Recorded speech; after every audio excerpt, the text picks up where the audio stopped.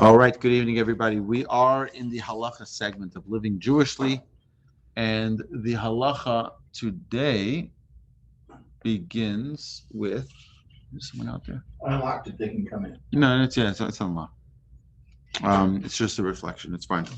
So we are in middle of the laws of mezuzah, which is this is the second class with the laws of mezuzah. The Kitzur Shulchan Aruch in chapter 11, halacha number 3, says the following: Tzarich lekaved b'yamin hanichnas. One must affix the mezuzah on the right doorpost from the perspective of the one who is entering the room. Ve'im kaved b'smol psula. And if he affixed it on the left doorpost, it is invalid. V'tzarich lahasira, and he must remove it. And he needs to affix it on the right doorpost. Because a mezuzah on the left doorpost is invalid, he must again recite the blessing for affixing the mezuzah upon subsequently affixing it to the right doorpost. And there is no difference regarding this halacha between the house of one who is left-handed or someone who is right-handed. It doesn't make a difference. Right? It's always on the right doorpost of the person walking in. So that's always the question. We get into this question frequently as rabbis. What's considered the walking in? Right? So if you think from coming in from the lounge here, because that's the main entrance, it goes this way. Naturally, the people will walk through the lounge into the classroom. But if this were to become the main entrance, right, it would have to be on the right side over here. Enter. Well, we'll have to, right. Have to change the door. I mean, open a different way.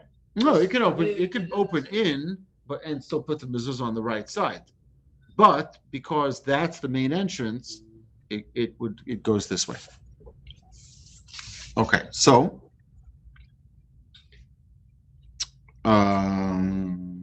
So halacha now continues. Halacha number 4. The following case presents us with a halachic difficulty. Shtei batim. There are 2 houses. Asher lekol echad yesh pesach l'rishos rabbim. Each one has an entrance to the street, or lachatzer, or to the courtyard. Uv'mechitza asher beineim yesh gam kein pesach, and with the wall that is divided that divides them, there is also an entrance. Now, in this case, there is a reason to be unsure about the entrance. Regarding which side should the mezuzah be affixed, to this one's way in or that one's way in. There's a wall between these 2 houses. A shared wall? A shared wall. Like a townhouse. Right, so this guy says this is the right side. This is the right doorpost. And this guy says that's the right doorpost. What do you do? Whoever has the house that the door opens into. Well, they both have the house with the door. Why can't they both put up? But And what's about the kitchen doors that swing back and forth? So now it's. Oh, that's an issue. Right? Can't you put 2 mezuzahs up if you share a No, house? only one side. Okay. Yeah. Says linon bazeh basar heichon sir. He says in this case we follow the indication of the hinge of the door. Perush, this means b'makom shenasim atzirim ladeles, that is on the side where the hinges of the door are fashioned. Sha'adeles niftach letocho, so that the door opens into that room. Zeu ikar abayis, like this door over here, right over here. The door is hinged on the right, and it goes in. Okay. Hinged on the left. Well, if we're standing in here, it's on the right. Okay. Into that room. Zeu ikar abayis, that is the primary room of the building. V'nos dinas mezuzah b'tzad yamin, and you put it on the right side. Shenichnas l'socho, of one who enters into that room. So if let's say a kitchen of a restaurant, what side do they put the mezuzah on? If the hinges are on the left. and Well, the you right. have double doors, so you have hinges on both sides. From the lounge into the kitchen. Right. Is the So- perspective from which you take it, you'd be on the right hand side. Most likely, right. So because the main part of the house is, meaning of the restaurant, is the dining area. Right. So dining, entering into the kitchen would be the correct way, and therefore you'd put it on the right side of the people walking from the kitchen, from the dining to the kitchen. What about Now, the back door? now You it can may, deliver well, stuff. the back door is the entrance, like over here, even though really we're walking in like this, but because this is not really an exit, it's an entrance when it's used, therefore it's on the right side for the entrance. I wouldn't think that the dining room into the kitchen makes sense. The dining room is where you eat. I know, Not the but kitchen. but the purpose of the restaurant is for the dining, not for the kitchen. It means even though for the chef, the main area is the kitchen. Right, but the restaurant's not for the chef. The restaurants are for the visitors. So tell me again where you think the mezuzah. I think the is. mezuzah should be on the right side of a person walking from the main dining to the kitchen. Why not from the kitchen the other way? Doesn't make any sense. We're eating in the main dining. Right, so that's the, We should be walking into that. That should be. but you don't walk through the kitchen to get into the dining area. I don't know how the house is built. I'm saying, so you typically have, okay, let's talk about your home. Okay, so if I remember correctly, in your home, I can remember. okay, you walk from the living room into the kitchen. Yeah, You go okay. from the dining Right. room or the den. Now, maybe it's the other way. Maybe it's the kitchen to the living room. It depends where you spend most of your time. Well, it depends also on the flow of the house. Because even if you might consider it to be one way, because that's the habits that we create in our own homes, it doesn't mean that that's really, like in my parents' kitchen, okay? I'm just thinking now. My parents' kitchen has two doorways. Trying to think where the One mezuzah. in and one out or what? Well, is it really one in, one out, or they're both in and both out? But it depends. One That's is how for they sure, use it. right? One is for sure the way in which you enter the kitchen. That's for sure because it's right opposite the front door of the house. You walk in, that's the way you walk in. So no question that one is going to be on the right. But the other one, is it that you leave the kitchen that way, or is it that you enter the kitchen as well that way? Where does Okay. it go into? To the kitchen. No, What is- that's one side of the door. When There's you no walk doors. through it. There's no doors. It's just an open doorway.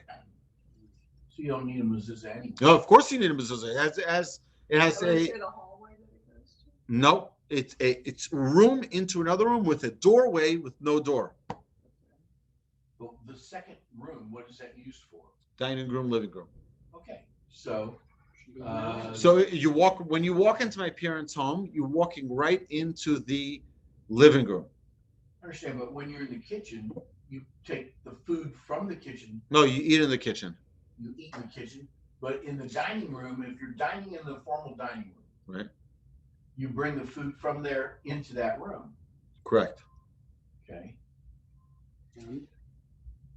I don't know, from that point, I'm just From saying. the kitchen to the dining room, then it would be. So all- this is why it's a matter to have a discussion with a rabbi so that it's put in the right place. When your father's And- a rabbi, what did he decide? How did he put I the don't mezuzahs remember where in? they put for sure the first one goes on the right side facing into the kitchen. The question is the other one. I think they placed it also as the entrance to the kitchen. Okay, So they treated the kitchen as the room that they were that going into. people are walking into, correct? Could you use the size of the room to determine that if you couldn't any other way? It was less than 8 by 8. It depends. Pretty small room. It depends. Okay. Then I gotta leave a lot of mezuzahs. Nah, I'll come by. We'll do it in one quick visit. All right. Okay. So he says. Okay. Now he says v'dafka k'sheshtei abatim shavim b'tashvishon. The above halacha applies only when the two houses or rooms are used equally. Aval im echad hu ikar tashmisho. However, if one of the houses or rooms is used for most of the activities, and the second is used only occasionally, bezelo zinon basar heker, tzir. In that case, we do not follow the indication of the hinge.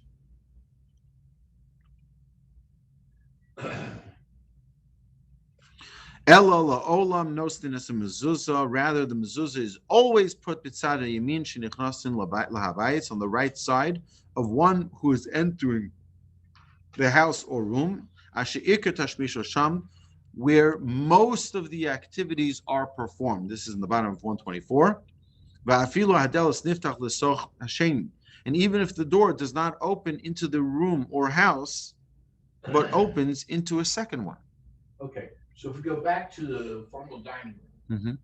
that's seldom used. The kitchen's used every day, 3 times a day. According to that halacha, that's the main room. Right. So standing. So in my house, all of the doors leading into the kitchen have it on the right side, going into the kitchen. Right. So if you're Even- standing in the dining room, you put it on the right side, Correct. going into the kitchen because of the use. Exactly. Now, what's interesting though is that we have a room, a parlor room, which is between the kitchen and the dining room. So we have it on both doors leading out of the parlor. So, Because the parlor is seldom used. well, it's used. It is used, but it's used, but the dining room is used more than it is, and the kitchen is used more than it is. Right. So it's inferior to both rooms. Right.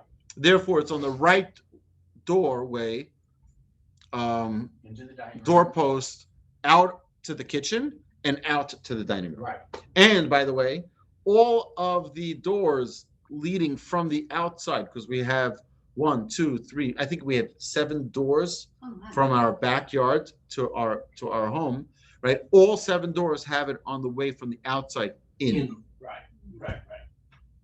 right? Even though the most common way that you're going out, that you're using that door, is going from in to out.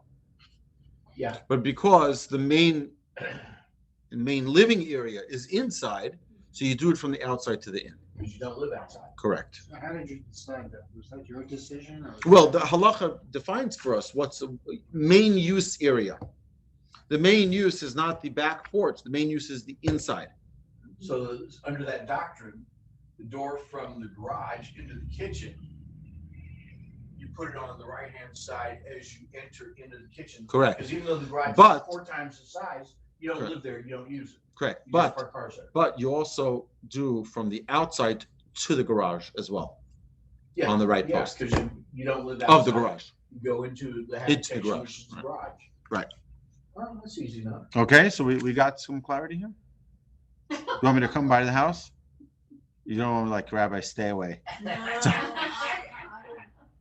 You're gonna trafe up all my mezuzahs. No, don't want it. So I will tell you like this. I think I mentioned this story in the past, but I'll mention it because we're talking about the laws of mezuzah. I was once at a Shiva house. They posted on the community chat or the community group that someone was mourning for the passing of his mother. He's sitting Shiva, I believe, in LA, and he was coming back on a late night flight, like 11 o'clock at night, and he needed to have a minyan, and for the last, I think it was the last day, and he was going to have a minyan for Marav at his house, and they were looking for a minyan. So I said, fine, I already davened, but I will come and also pay a shiva call. So while everyone was finishing up with the prayers, I was leaning on the doorpost, leading into their dining room. And I, as soon as I'm just leaning on the doorpost. Now, I didn't realize that the nail of the mezuzah got caught on my jacket. And as soon as I walked away, guess what happened? There was a huge crash on the floor, and there was glass everywhere. It was a glass mezuzah. And you can imagine I was not exactly I was a little embarrassed. Yeah, like, hey, he comes to our Shiva house and like destroys. Not only that, it got worse. Oh, I ran into the kitchen and I see the wife there, and I said, I'm so sorry. I said, you tell me what this mezuzah costs. I will replace it. I will, I'm sorry. I feel terrible. And she says to me, oh my God, it's that mezuzah. That's our wedding mezuzah. What someone had, listen, what did I tell you? Someone had gotten for them a special mezuzah of all the glass shards that they broke under the chuppah, and put that special thing. It was like a special case for it, and I felt so bad. I'm like, oh my Well, goodness. the glass shards were still there. Yeah. And they were still there. Well, now they had extra glass to go with it. Either way, it was an awful experience. So after everybody, I swept it up, and I was like thinking maybe I'll put it together again. I'll have it custom made, and And the husband comes back in, and he's like, I just want to thank you for breaking my mezuzah. I'm like, what? What? He says, I just for the first time looked at the parchment of this mezuzah, and it was never kosher to begin with. He said, don't replace it. I want to thank you. I want to thank you for breaking this mezuzah. It wasn't intentional, obviously. We would never have known. We would never have checked this mezuzah. It's a piece of paper. It was a random piece of paper in there. It wasn't even a kosher mezuzah. And he thanked me for breaking that mezuzah. The truth is, I'm thinking now I should probably get them a new mezuzah. But, A kosher one. yeah. No, it's just the mezuzah case. Get them a nice case. So, they're good friends. They're good friends. But it's like it was an uncomfortable experience. But still, at least there was a good ending to that story.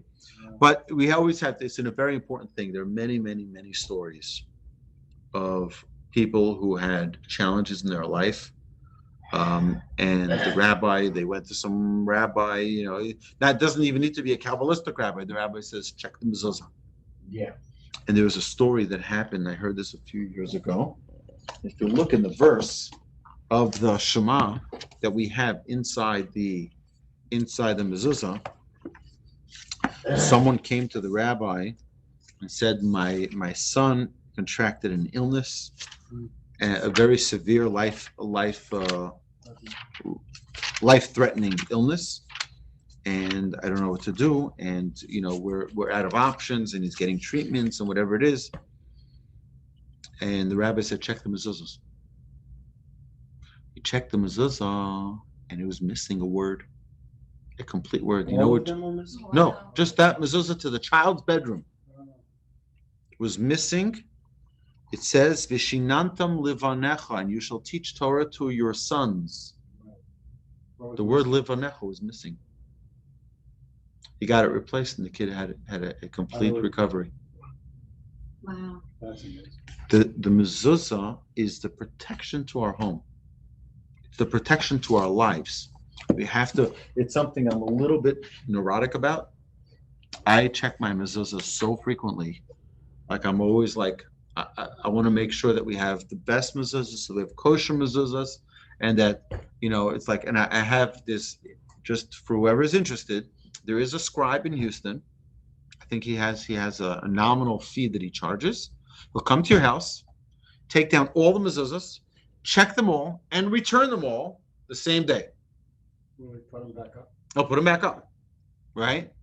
And if there's, and I had him come to my house, and he did that, and I had him check every single mezuzah, took them all down, put them all back, and it turned out that there were 3 of them that were, not that they weren't kosher, but he said that you could do better. You can have it better. It's either that there's a couple of leniencies or whatever. He said you could do better. You can have so what's it going to cost? $200 to replace the mezuzahs? Big deal. Does he sell them to you? He sells them as well, but he doesn't write them himself. He just like he said he'll make $5, $10, big deal. You know what I mean? It's not. Yeah. Do you have an economical source of mezuzahs? What do you mean an economical source? Hashem is the economical source of everything. Yeah, but the workman down here might charge 1,000 a mezuzah. No.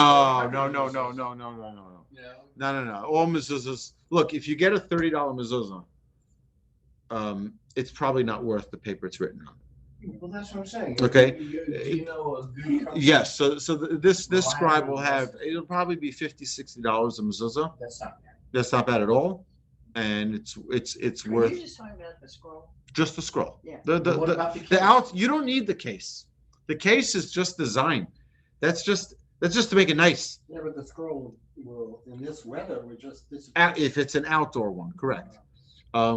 These that we have here are $5 cases. They look beautiful. Where do you get the case? You can buy them in a Judaica store.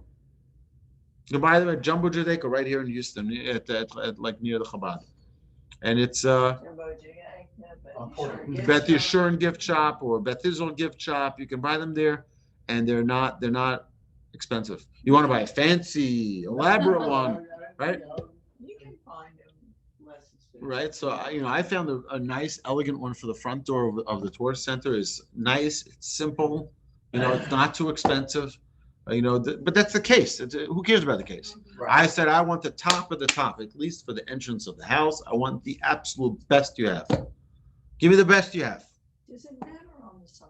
No, it does not matter how big the scroll is, right? But it's very hard to write in really small letters Right. for a scribe. So if it's written in a really, really small one, you want to make sure that you check it really well. So Check it well. give me the name of the store. I'll give you the name, no problem. I need two because I need three. No problem. No bathrooms, no closets, right? Correct. We got 3 doors in my house. No problem. That's it? That's it. I live in a small condo. Beautiful. I got a front door and a back door, but they already got mezuzahs. I have to have somebody check. Now, again, if you have a south-facing home, you might want to check your East and mezuzah west. more frequently, because that mezuzah gets a beating from the sun, and it's Houston, right? It can be very, very hot in that mezuzah case, and you want to make sure that you check it frequently, because you have to understand the way parchment that we write the mezuzah on. Basically, what happens is the parchment does not absorb the ink. It's not like paper. Paper absorbs the ink.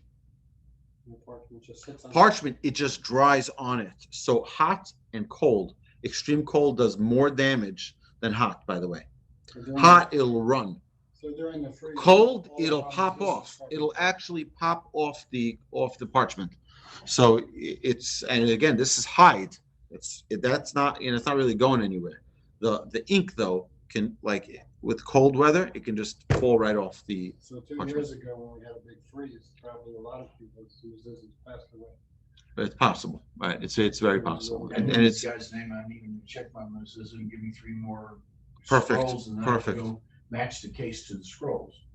right to make sure that they're the right size. And if you ask him, he'll just give you. He has the plastic cases. I think it's like $5 a case, Right. and he'll make sure that it's the right size. Great. All right, but it's an important thing to make sure that the mezuzah. I remember once we used to work in the building over here in the Braze Oaks Towers on Fondren. So this woman, a non-Jewish woman who worked on my floor, so she says to me, I pass by your office every day, and I wonder what's that thing you have on the door, on the doorposts. I said, oh, that's a security device. I said, really? It's a really neat security device. I'm like, yeah, you wouldn't believe who responds. So she was very, very interested in one of those devices, security devices. I said, you're gonna have to talk to God for that one. So okay,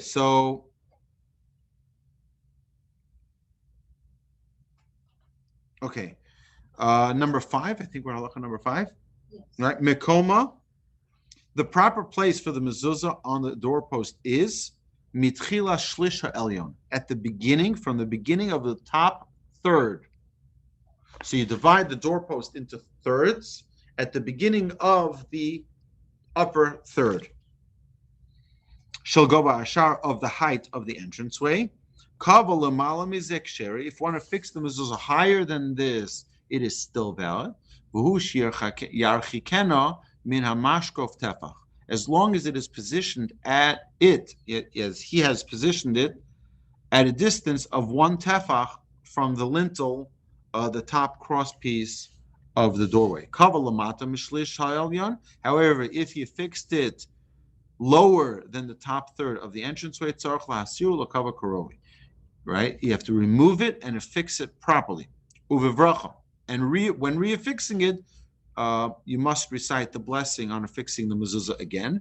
V'im kava b'tefach ha'elyon, and if he affixed it within one tefach of the doorpost, next to the lintel, yasira gamkein v'yikve'eno karo.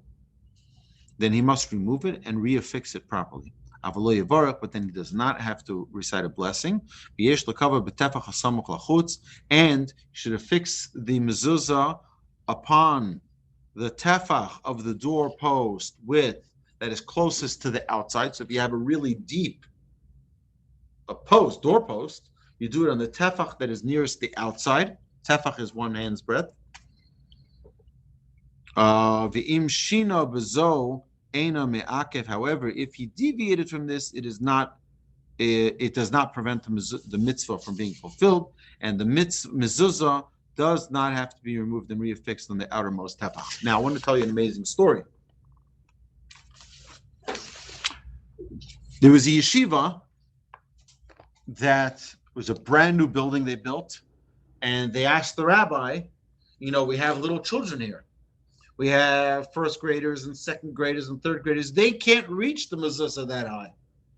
Can we lower the mezuzah so that your children can kiss the mezuzah when they walk into the room? The rabbi said a very fundamental rule. He said, in Torah, we never adjust the Torah to meet the people. You always elevate the people to meet the Torah. He said, you have to teach the children that the mezuzah doesn't come to you. You go to the mezuzah. He says, put it at the upper third of the post, but get a stool there so the children can climb up the stool, reach the mezuzah, give it a kiss, and then they can carefully come down. But you have to teach them that they have to go to the mitzvah. The mitzvah shouldn't come to them. Right? And it's an important rule, an important principle. In general, in Judaism, is we don't bend the Torah to us. We change ourselves to meet the Torah. So if you're in a wheelchair, you should have a stick. Yeah, or you can just put your hand in a motion. It doesn't have to Really touch. Yeah, you doesn't have to really touch. Previously told us it was not even necessary. It was just a custom. That's correct. That is correct. There's no obligation to kiss the mezuzah. It's a beautiful custom, though. All right, my dear friends, have a terrific evening. If you're staying only for this portion, if you're waiting for the actual Torah portion, you're going to have to wait a minute because I'm going to send out the papers. And we'll resume in about 5 minutes. Hold tight. Any question, Martha? I just